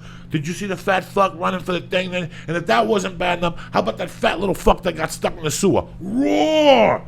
Did you see it? What was he looking in the sewer for? Candy, you fat fuck. What the fuck is wrong? And I just went off. APA came up. They didn't sign me. But that was great. Talking about the news. We saw that. We were in the office. It was tremendous. You know, so I found that was my voice. Fucking looking at shit and seeing Yeah. it for what the fuck it is. What? Yeah. You know, a lot of people can't. A lot of people look at shit and go, oh my God, I see some shit. I don't know, oh my God, that quick. I oh my God a little later if it's really that bad. But at first you're like, something fucking interesting happened here. This is fucking funny. So that was my voice that night. I had to find something that, I don't know. I don't even know what it is. Making fun. I don't even know what kind of fucking voice. But you had a breakthrough, a breakthrough. revelation. Yes. The same one you had. Yeah. How often does that happen though? Because do you realize it over the first 10 years? Do you realize you're terrible, or do you just have like a bunch of different? Oh, here's this. This is happening, or because I would have to imagine it happens a few times. I think it's like when you first start having sex. Look, you know you're probably terrible. You know it's not really fantastic. It feels good, but it's not really bringing a lot of joy to a lot of people. You know what I mean? I'm assuming more for guys than girls because you guys have a lot more pressure, right? Do you remember the first time you had sex? It was terrible. It was terrible. Horrible. But you have to convince yourself. You have to almost like you're in denial. Almost I had sex like last night and it was terrible. 50 years later, I'm still having terrible But see, sex. sometimes Terrible, as a terrible. comic now you have a bad set. Although I doubt it's that often for you now. No, but always. I look for bad sets. it happens if you I put wanna yourself have out it, there. yeah. Yeah. So I think there's a part of you that has to be, again, that passion, but also a little bit in denial. Because if you start taking it too seriously, like, I bombed, this is the worst thing, I should just quit, then yeah, you should. Because I wasn't one of those people that had a great first set. You know, some comics are like, first time I went up, it was magic. I destroyed. I did 20 minutes. I had a standing ovation. I'm like, holy shit. The first time I went up, it was silence. There was a guy with a leg missing in the front row heckling me. And he was right. And I should have said something to that one-leg cocksucker, but I didn't because I was like, you're fucking right. And I don't have a leg to stand on, and you only have one, and you are right. But guess what? It's my first time. And I'm going to try to put my comedy penis in more audiences. That's all I can do to get better. That's all you can do. That's all you can do. Listen, the breakthrough you talked about, I probably had 2 a year. As a comic, when you're starting out, you probably have 2 a year. What's a breakout? Joey, how much time you got? Really? Kyra, I probably got about 18 minutes. But then Kira meets a guy she likes. She's watching the clock, right? It's her show. Kira's watching the clock. So she's going to give me a light of 15. I told her I could do 18. But guess what? Kira meets that guy that she's been flirting with. So she goes outside to smoke a cigarette with him, and I run the light. And all of a sudden, after making out with the guy, she runs back in and goes, Joey, shit. you went over. And I get off. And then later on, she'll come over to me and go, you know how much time you did? And I go, no. You go, you did 43 minutes. That's a breakthrough. So now you know you have 43. That you stayed up Push there for comes that to long. shove, yeah. You know, when I go to jiu-jitsu, I tap out after a minute. I can't breathe. But sometimes I go, and even if I'm huffing and puffing, I stay on the bottom and I just protect myself. And even if I make another 30 seconds, that's a breakthrough for me. Yesterday, I swept salami for the first time in 3 years. Guess what? I left there with a big dick. Because it's little things that you do. You know, it's like sometimes I'll throw a line out, and Leo will go, what'd you throw that line out for? Because it's been on my notebook for fucking 2 months. Yeah. I just want to get it out there, so now Yeah. I know I got it out there. Yeah. And now that's it. That's it. When I go to jiu-jitsu sometimes, I'm horrible at knee on belly. But until I don't do it, I'm not going to get better on it. So I'll knee on belly and then go back to side control and hold them just to try. Did I submit it from knee on belly? No. But it was a good day for me. It was a positive day. Because I went up to knee on belly. I tried something. How often do you have a bad epiphany? Like, let's say you think you did something great and you're like creating bad habits. That must happen too. Like, you've talked about doing crowd work a little bit too much at a certain point. Like, that must. When I started, you know, crowd work is not having material. Crowd work is for people who are lazy, that don't want to write material. Yeah. Or you write material and that's your backup. You have some strong material, but you fuck around. If it doesn't go anywhere, then you hit them with the material. If it goes somewhere, guess what? You're a fucking star. You keep improvising, every minute that you keep improvising, that means your last 30 minutes are going to be death. Also, I do crowd work, so I have a callback. So my crowd work that I do is I want to, figure out where you grew up, and then if I make fun of a city, or not make fun, but talk about something, I go, well, at least it's not Albuquerque or something. Then I have a callback and something fun to play around with. But I think sometimes bad habits are comics that just do the same type of room, the same type of audience, and never try anything. Yeah, absolutely. It's like me telling a joke to my grandmother. Of course she's going to think it's fantastic. It's your grandmother. She's going to give you a kiss and a smile and make you feel all warm inside. Why don't you go try to do a room that not everybody looks like you in the audience? If you walk in and you have a big beard and an alt sweater and horn-rimmed glasses, and everyone in the audience is wearing, recycled clothes from, Buffalo Exchange and horn-rimmed glasses and have big beards like you do, if everyone looks exactly like you, then what are you doing? Go do an all black room. Go do a room that you would never do. Go do a room full of people that don't have kids if you're going to do your kid material. If it works there, then it's going to slay.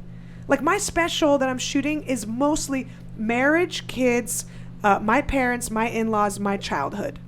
But I can't just try that out on people that I know for sure are married or have kids or are Russian immigrants, or you know what I mean? It's not gonna happen. So I go and I try it out in just crazy ass rooms that I know, look, this is not my demographic, but if I can make you guys laugh, then this will kill for the right people. How many jobs did you have before you had comedy? Not too lot. Many. Okay, me too. A lot, and lots of different crazy shit. Fucked up jobs. If you put as much effort into any of those jobs as you did into comedy, like when I got into comedy, I knew one thing. When I got into comedy in '91, I didn't really know what it was. Then for 3 years, I just dicked around and asked stupid questions. And then when I was mind ready, it was '94. But I knew that if I went into this, I had to go into it a certain way. And I had to attack it from all angles. I never wanted to get comfortable. I started when I was 28. I was a tooth already, so I knew that I had to fucking get to it. I work hard. I hate to say this, but yeah, I have worked really hard on trying to be funny or learning to be funny. I never wanted misunderstandings. I never wanted to have a TV show and for somebody to say, well, I don't think you're that funny. I paid my dues. Yeah. I never wanted anything to go back on me. Remember that commercial when we were growing up, Fran, oil filters? The guy would come in on the way out, he goes, you could either pay me now or you could pay me later. Yeah. That's comedy. Just because, hey, Lee, you might come out, you might start comedy next week. And in a year, Lee, you might book a series. And you might work 7 years and become a millionaire. And you'll look at all of us and say, you're an asshole. And then guess what happens after 7 years? Now you can't do any more TV shows because you've been overexposed. So you call your agent. You know what your agent says? Lee, do stand-up. How hard is it to put, I love how they do that. How hard is it to put 45 minutes together? And you, the sack of shit that you are, in the greed, not Lee Syatt, I understand, yeah. but that stupid actor that thinks he's God's gift, goes on the road and tries stand-up and gets his fucking head handed to him. Gets your head handed to him. All around, they've been calling you a comedian. You're not a fucking comedian. You're a comedy actor. When they call those people comedians, it gets under my fucking skin. Are you kidding? When I see the top funniest female comedians and Cameron Diaz is on there, Reese Witherspoon. That's a comic actor. Yeah, very that's a different. comic actor. What her and I do is sweat and blood and tears, and the work ethic is supreme. I talk Lee starting a business of consulting, yeah, and I talk to Lee sometimes, and Lee's like, I never thought of that, because I have thought of every angle for stand-up. We have thought of every fucking angle. I have attacked this with a passion that has been, and I attacked everything like this when it comes to this. This is my business, whether it's a podcast or it's a fucking audition or it's a fucking game show, whatever. I'm doing a game now, one of those 2K games, and they sent me the sides the other day. They're fucking tremendous. Bitching at me now. So I'm obviously visibly very pregnant. Right. Went to a club recently. There's a comic who broke his arm, and he was like, "What are you doing here?" You should be at home. Put your feet up. Relax. Why are you still doing sets? I'm like, you fucking broke your arm. You should be at home. You should be relaxing. Why are you here? Are you saying I have a disability? You're the one who's fucking disabled. You're hobbling around. You know what I mean? He had a thing on his foot. I'm like, I'm not. This is my job. This is what I do. I will do it until I can't do it. I'll have my kid, and then I'm going to do it again. It's just my job. It's just what I do. But male comics, sometimes their minds get blown if they think like, what are you trying to prove? I'm not trying to prove. It's like if you were to go to work and you work at a law firm and people are like, come on, what are you trying to prove? I'm a lawyer. Come on. It's amazing. Work that people question. Today somebody called me like, I'm having a party. Can you swing by from 5 to 10? Both of these people are comedians. Yeah. And they're always crying about nothing happening. And I'm like, who's going to go to your party from 5 to 10? It's Tuesday. I'm working today. Yeah. I'm doing a podcast at 2:30. I don't know what the fuck you're talking about, you know? And that's the other thing. People misinterpret the work ethic. Right. Oh, well, we need a break off. We don't need there's no days off. I don't know what you're talking about. What days off? Yeah. What days off are you talking about? What society are you talking about? Even these dudes that are filthy fucking rich that you see them, they're fucking, that's why they're rich. Because they work Go ahead, go talk to them about a baseball game. Go ahead, I dare you. Go talk to them about going swimming on Sunday or they don't give a fuck. They're on their own agenda. Yeah. When their wives come in the room and go, da-da-da-da-da-da-da. And that's something for the fucking monkey. Get the fuck out of here. I'm going to make a fucking... the fuck out of here. Let me get some shout-outs real quick. Get you the fuck out of here. My main man, Bobby Sharon, his girl, Crystal. I love you guys.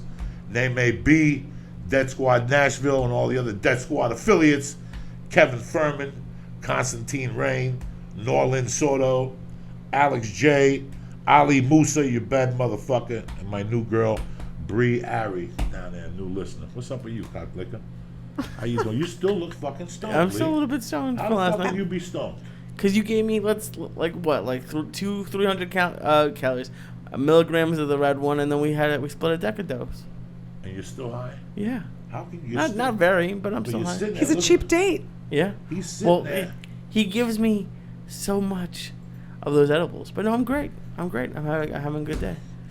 Let me talk to you about a few things, my love. So, Let's talk. I love you to death. I mean, something about a pregnant woman moving around has always riled me up. I never knew I had something for pregnant women until I moved to Boulder, and I was shopping one day and I saw a girl. I saw 2 feet of fucking snow, and I saw a girl with yoga pants on, with her whatever the fuck pants on, with her belly out to here, with Sorels, you know those winter boots, Yeah. with like a hood, and she was carrying shit. And I looked at her like, holy shit. She is the prettiest fucking woman in the world right now. If she only fucking knew how sexy she was with them fucking Sorels on with her belly walking down the street. And I've always admired that. You know, you see these women, oh, I can't move, talking shit. And that's you in 2 months. The last 4 weeks are a fucking the last nightmare. 4 weeks. But whenever I see a woman that's, you know, I used to swim in Boulder. I'd jump in the pool and I thought I was doing something to change my life. I'd see these women huge swimming past me. Fucking doing, what's that shit? Breaststroke? When they do the butterflies Yeah. and shit, I'm like, what the fuck are these women thinking? It's always done something to me. So when I saw that picture, you carrying the thing, the fucking car seat, Oh, yeah, you're yeah, really yeah. pretty, you have sunglasses on. I go, look at fucking looking sexy as shit. But you had a thing on there that you're doing a special. Yeah. And on Mother's Day, Mother's Day, May 9th, 10th. May 10th. Sunday. It's fucked up. I'll My be mo- very pregnant. My mother's birthday is May 9th, and every year something. Every year I used to get double whammed because I'd have to get a birthday present and Mother's Day. I get fucked up, so I always think Mother's Day should be the 9th. And you're shooting it where? At the old place where we used to do comedy 10 years ago, right? Did you ever perform at the Coach House? Fuck yeah. Yeah. The Coach House Who is... used to book that? I don't know. A long, long time ago. I only started doing it maybe 4 or 5 years ago. Now, guess what? I So- did that room with Rogan. Oh, shit. Maybe 4 years ago. It was tremendous. And Rogan Yeah. was out. I don't remember it. And they used to book it huge when we first lived here. Well, I mean, it In seats 98, 500. in 98, that was huge. Yeah. That booked huge. Yeah. I remember they used to do 4-man shows, and it was like 3 headliners. I remember going up there one time, and I worked with 3 guys that were killers. I did like 10 and bombed, and there was 3 guys that were all like had HBO specials. I mean, they really booked that room Yeah. on Wednesdays or something. Yeah. The Coach House, and they Coach used to House. have ads for it. Yeah. In Westward and all those magazines. That's a great place to end. It's a great room. Look, I wanted a place, like I said, that my material will have some resonance, you know? I mean, I shot my half-hour Showtime special up here in the Valley, El Portal in North Hollywood. It's a great theater. It's beautiful. Corner. It's just down the street. Down the corner. But everyone's from LA. Everyone's like, I wrote a screenplay. I'm not impressed. I mean, they came out to support, but still there's like that feeling of, yeah, I mean, I work in the business too. You know what I mean? Like everyone has seen behind the curtain. So I thought, let me go to a place where it's the closest to being, you know, not the middle of the country, but just somewhere that people are civilians, parents, families, they have kids. They're not in showbiz. And so when the Coach House offered me the venue, by the way, they're not even going to charge me. That's how kind they are being to me. So I I'm so grateful for that. Because I'm producing it myself. So I had an investor, get this, the investor pulled out. So now I have to crowdfund because hell or high water, I'm shooting on May 10th. Doesn't matter. The ball's rolling. I'm already in production. So I started doing a crowdfunding. And I don't know if you've ever done crowdfunding. That's why I got you here, so you could talk about Yeah. I got you. But I did Corolla's show, and I learned about what he did for his movie. He just rode hard. He just crowdfunded that whole thing. He raised like millions of dollars. I'd never done it, but I was like, what do you do? I don't even know what this world consists of, because you have to do like little perks and rewards. Have you ever contributed to someone? Yes. Yeah, I do it all the time. People are like, oh, someone, needs funeral services. I always, give money for that, always. Or whatever. Or we're shooting a movie, or we're shooting this. And so there are perks. But I've always just given like $50, And that's like you get some minimal stuff. But the big perks, what they call rewards, like if you donate 20,000, 30,000, things like that, they said all of those should be very personal, like amazing, something unique, like you got to blow people's minds. So I was like, all right, fuck it. I'll let you, this is ridiculous. I'll let you, for 25,000, I'll let you fucking cut the cord to this kid. When this kid comes out, you cut the cord, 25 grand. Anybody give you 25 grand? No, but get this, not yet. 20,000, I'll let you choose the middle name. 20,000. I know. It's crazy. So guess what? Someone called my publicist and goes, all right, we want to talk business about this middle name. So someone might be donating 20,000 to my special, which thank God, because I need to pay camera ops. I need to rent equipment and lenses. Like a camera lens costs so much money. I want to pay people to edit. I don't want favors. This is professional. Yeah. I want talked about this. everyone to get paid and it's fair. Sure, and I have sure. producers and I have a sound guy and everything, So that would be awesome. I don't know if it's going to happen yet. How much have you gotten so far, if you don't mind me asking? I don't mind. I think we've raised about 25%. It's not enough. What's the total? What's the grand number? The grand is 30,000. And that covers everything. Yes. And you charge. I don't get admission at paid, by the way. No. I don't get paid. Just so everyone's clear. That's yes, but that's techno crane. That's editing. That's getting a permit. We're doing it by the books. We're getting insurance. We are paying people workman's comp. Everything. We got to do it by the books. I don't want to fuck around. Someone falls off a ladder and it's like my whole career goes down because I didn't want to pay a couple thousand for workman's comp. All that stuff. Yeah, no one you're takes right. into consideration. So we're raising money on Tube Start. I didn't make up the name for the website, but it's a comic who started it. He's got his crowdfunding going, and it's TUBE, like YouTube, because he also puts it on YouTube. I'll put the link in the description. Yeah, and if people find it on my Twitter and Facebook, they can link. It's all over my social media, but that's what I'm doing. That's where I'm at right now, and it's crazy because you have to be the producer and the talent and the craft service. Everything. You've done your own shit. It's like, it's nonstop. It's insane. I wish I could just focus on the set, but I won't be able to. I have to focus on everything else. And I'm selling tickets too. So your listeners, though, if they email, call in, whatever, they get on my guest list. That's not a problem. So if anyone and from this, your... And this is what destroys me. Kira. This is what really gets me about this town. You paid your dues. Oh, yeah. You've been on Girls Behaving Badly for a while. Tonight Show for 8 years. Tonight Show for 8 years. You even did stand-up on the Tonight Show, right? Or Well, you I did have a story sketches? about that if you want to know it. Yeah, what happened? They said, we'll put you on a list. Like, they always say there's like a short list. But in the meantime, you can't do Conan because Leno had that beef with Conan. Can't do Letterman. Really? Obviously. They said you couldn't do Conan? No. Can't do Letterman because of their history. Can't do Kimmel because then Leno and Jimmy Kimmel had a thing. So they wouldn't let me do any other late night. Except for I did Carson Daly and things like that, But none of the big five is what I call it. And then they never put me on as a comic.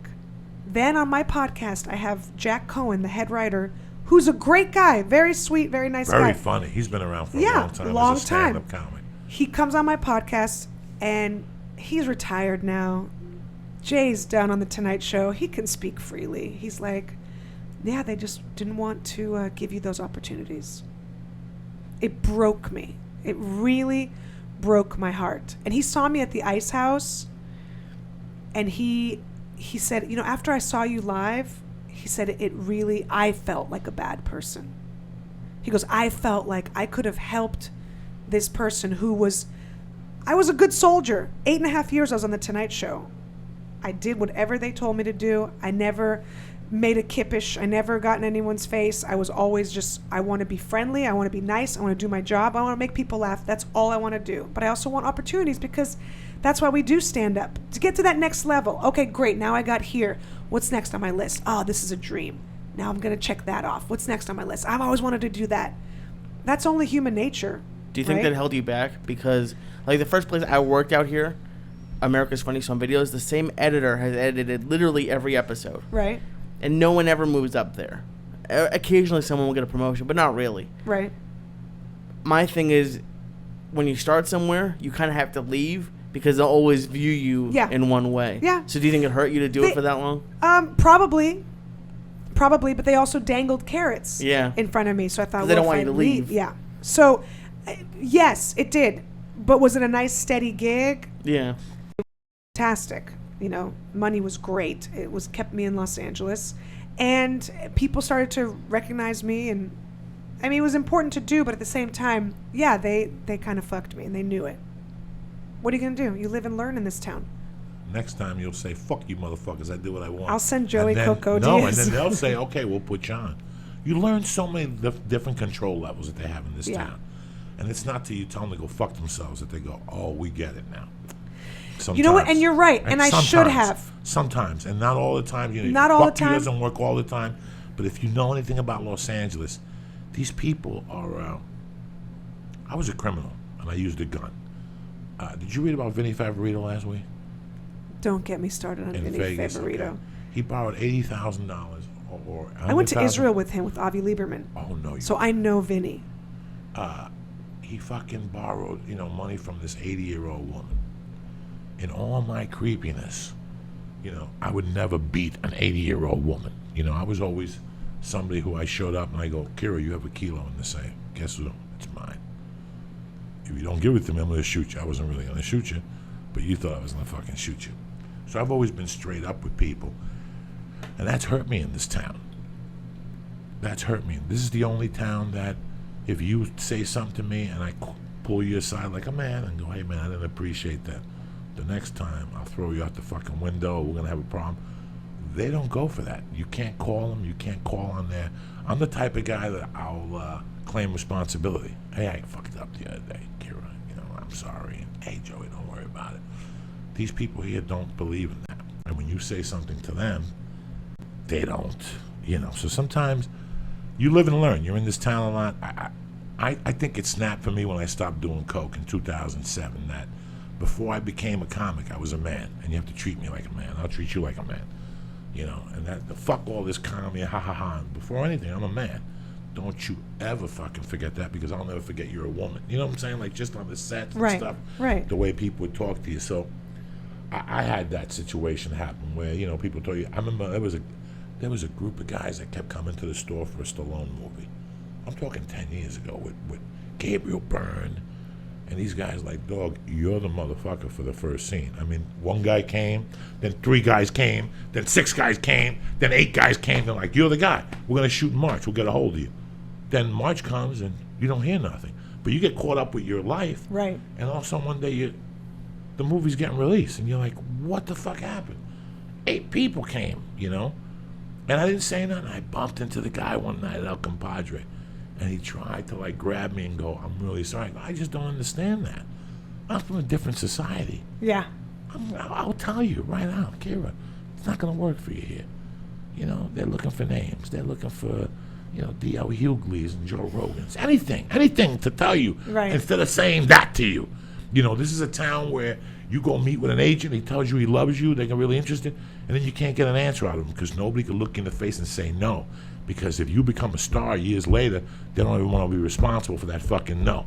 They don't want you to come back and go, I'm the type of guy, just tell you right off the bat, this doesn't work like that here. And it affects you. It affected me. I thought I was doing something wrong. I thought I was the bad guy. Then one day I go, what? I'm the type of guy when I look you in the face and I shake your hand, that's it. You're good. You're good.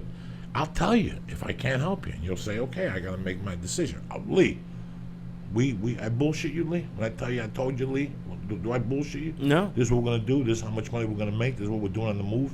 I tell people, I'd rather you know and you make up your fucking mind. Not this town.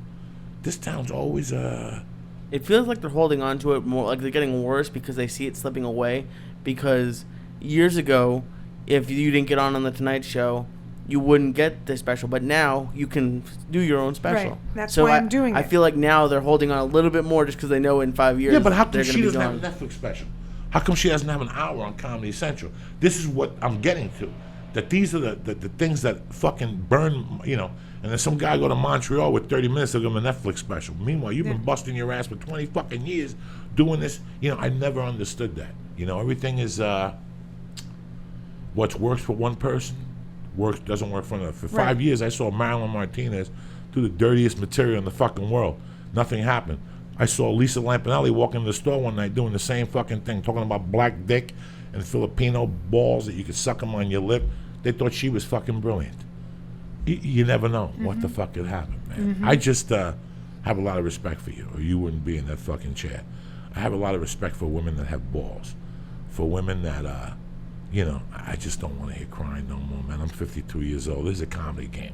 We all got into it. We all knew what the fucking parameters were of this. Yeah. So I don't want to bump into you and for you to tell me that you don't have any success because you didn't suck no dick. I don't want to hear that shit. I don't want to hear that shit. Hard work replaces everything. Hard work. If I came to you right now and Kira, I got a tour, we're going to go to fucking Mars. Jesus is going to be at the show. You got to suck my dick every night after the show. And you say, go fuck yourself, you fat fuck. I'm going to keep working here. Wait. How much is it paying? $3,200 a night plus fucking expenses. But I got a lot of respect for you. And just give them the GoFundMe again so we can help you out with this. I really wish you helped Kira out with this because I wouldn't have put her on here if she was just some Johnny-come-lately.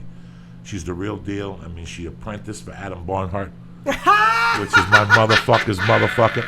I might even go down there on Sunday and see Adam Barnhart. I was just there this past Sunday. Adam Barnhart was very good to me. And, you know, when he was going through his drug stuff, he was always there for me when I was going through my drug stuff. We used to call each other high as fuck on the phone and promise each other we're going to go to rehab together and all this shit. And I'm going to go see him and say hello. But I wish you... I'm out of town on the 10th. I'm in Michigan. I wish, if not, I'd be down there to support you. I get back like that afternoon. By the time I come back, wash my pussy and head to Orange County. I got the baby and shit. It's not going to happen. But I really wish you a lot of success. That's why I had John here today. You're proof that everything's bullshit. You just keep putting your nose to the grind and you keep getting prettier and prettier and having babies. And Look, the baby's middle name could be Coco. Joey. Now let me ask you this. So, I'm just I saying, want to cut the umbilical cord and to finger you. Let's break that out. With I was going to put 10 grand. You can watch me breastfeed. Oh, my God. You're just thinking about your finances, Drew. You're like, well, can I spend the 10 grand? Go talk to your financial planner. You get back to me. Oh, my God. For $12.5, you squirt them. While you're feeding the milk, you go, hey, psst, watch this. Bam. And put that back in this. Have you seen how? No, you've seen it. Somebody will do that. I have never done crowdfunding, but when someone told me you got to make it personal and you got to make it interesting, I was like, all right, That's what I have to offer right You have now. anything left over from girls behaving badly? Any memorabilia you could sign? Anything from the Tonight Show people do. like Ari gave away grinders and lighters with his picture on it, and then he Yeah. moved up 10 tickets, all that shit, a VIP dinner. Oh yeah, I like come I to have your all those house. stuff. Right. Yeah. I have all that stuff. I'm talking those are the two big ones, and then all the stuff in between. Yeah, for like $500, for $1,000. I have all these different levels. Absolutely, I have all that stuff. But I had to make it interesting. You're a bad motherfucker. Let me give the sponsors and we'll get the fuck out of here. First and foremost, onit.com for Optimum. What is it? Optimal optimization. Optimal optimization. Start with Alpha Brain, the best fucking thing going in the world. I took 2 of them this morning for my blood test. And you go onto the New Mood, which enhances you. You go onto the Shroom Tech. I mean, there's just so many fucking things. The T Plus, the testosterone the elevator. They have the tea stuff, the coconut oil, the healthy fat to put in your smoothies. They just have so much. Do me a favor. Go to onit.com right now. Look around. I can't help you with the weights and the fucking body vest and all that shit, but I can help you with the supplements. So go to onit.com right now and press in. Church. Boom! CHURCH. That gets you 10% off. You like what you fucking got? Go on the Stay On It program. They'll mail it to your house every month on the 1st. You don't have to leave the fucking house or reorder or lose your mind. Also, my main man Dave Foley over there on Iron Dragon TV, dropping it with his classic martial art films. You can get 2 free films. Just go to Iron Dragon TV, look around. They got weight stuff. They got Joe Rogan videos. They got On It jumping videos. jacks, on it, nutrition videos, plus a ton of classic martial arts available to you there. Listen, he's a leader in 4K technology. Yeah, the leader. Yeah. The fucking leader in 4K. Did you watch the UFC this week? How good it looked? That's him. Oh, That's cool. fucking Yeah. him.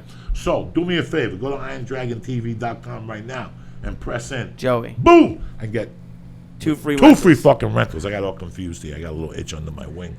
Also, listen, last week I got a new box of shit from MeUndies.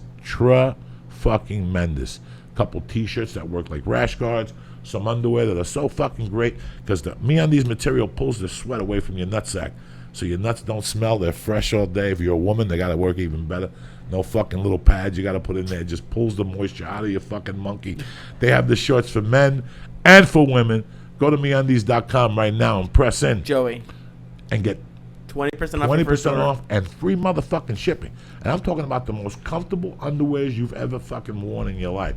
I don't have them on right now with jeans. With jeans, I go commando because I don't like the way it feels. When I go to fucking jiu-jitsu, I wear my little fucking MeUndies and my balls stay in there intact. You know when you wear white underwear and your balls pop out of the side? I don't have that problem with MeUndies.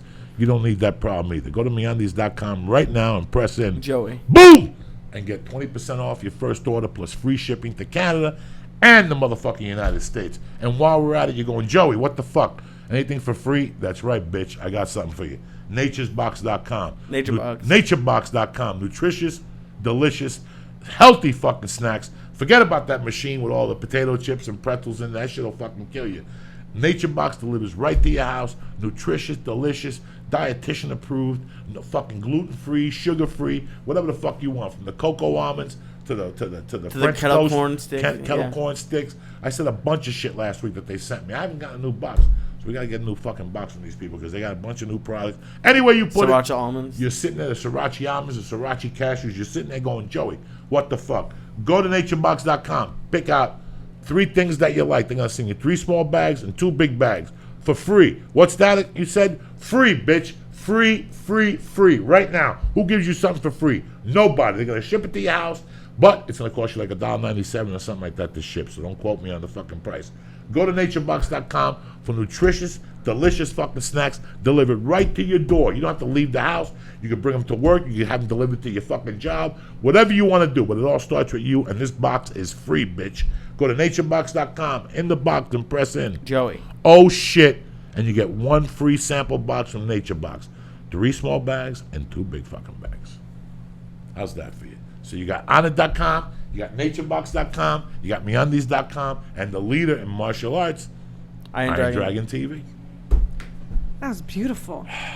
That was poetry. I think it's time for an edible week. We didn't do an edible. Right, it is. It's over. Yeah, just to send you. I don't want you to go home and say fucking Joey held out on me today. How could I say that to you? I don't think his eyelids have been fully open the entire time. I don't understand this. How can you fucking still be stoned? Because you give me enough for like, okay, for example, when they were asking about it, you said cut it into 4s, and you gave me 3/4 of it. I didn't give you. I ate. What is that? I gave you maybe milligrams. Oh, okay. Oh, only 30. That's it. You want a little piece? What the not fuck? really. We can't do a podcast. How dare we? How dare we do a podcast without fucking a little piece or something? You know what I'm saying? Kira, who loves you, baby? You do. So, once you shoot the special, how long do you think? Oh, it's not going to take a long time. I'm editing it right away. What is that, like Jell-O? What is that? It's a gummy bear. Oh, my Lanta. Oh, my God. It's going to be fast. It's going to be fast.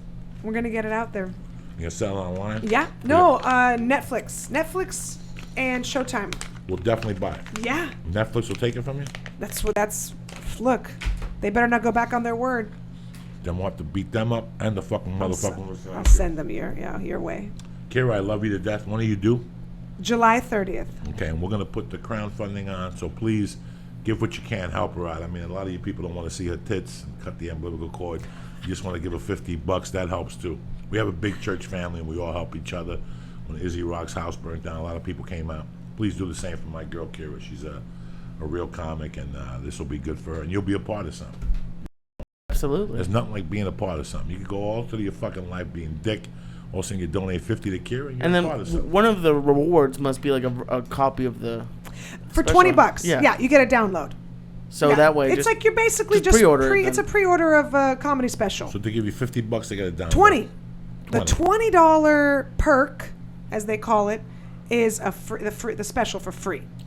Digital download. Well, I hope. So it's not for nothing. And you're just shooting one shot. One. I did just one for my Showtime special, and I liked it. I know people do like 5-6 shows in a week at a club, a club or a venue. One time, you get that adrenaline rush. You're doing it. You're having a good time. That's it. And it fucking works out perfect. I loved it.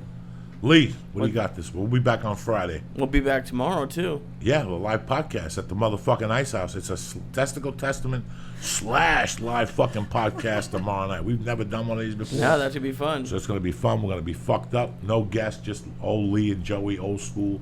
Do a nice little 30-minute Testicle Testament. We'll get you out of there early, all right? Thank you very much for being a part of this today. Thank you, Kira, for being beautiful and for having the balls of these fucking half-a-fags in Hollywood. You got more balls than them. And to my little brother, Lisa, yeah, and shit. And R.I.P. Sissy, my little cat. I'm sorry, man. So we're just done? We're done? We're done. All right, That's it. let's It's do it. over. Oh, that was tremendous. You know we don't fuck around here. Now that the show's over, don't forget to go to naturebox.com and sign up to get your free sampler box of great tasting healthy snacks. Forget the vending machine and start snacking smarter with delicious treats like barbecue kettle kernels. Go to naturebox.com/Joey. That's naturebox.com/Joey. Also, don't forget to go to meundies.com/Joey. When you go to meundies.com/Joey, you're going to get 20% off of your first order of the most comfortable men's and women's underwear. They have shirts, they have socks. Anything you want to wear, meundies.com/Joey has it. You're going to get 20% off of your first order with free shipping in the United States and Canada. Go to IronDragonTV.com and use code word Joey to get 2 free rentals of all of their great martial arts movies. They have On It Lab videos. They're the leader in 4K technology. It's IronDragonTV.com/Joey. And go to onit.com and use code word church to get 10% off of all of their optimization products. Alpha Brain, New Mood, ShroomTech Immune, ShroomTech Sport. It's code word church to get 10% off. Okay. Wait a minute. Give me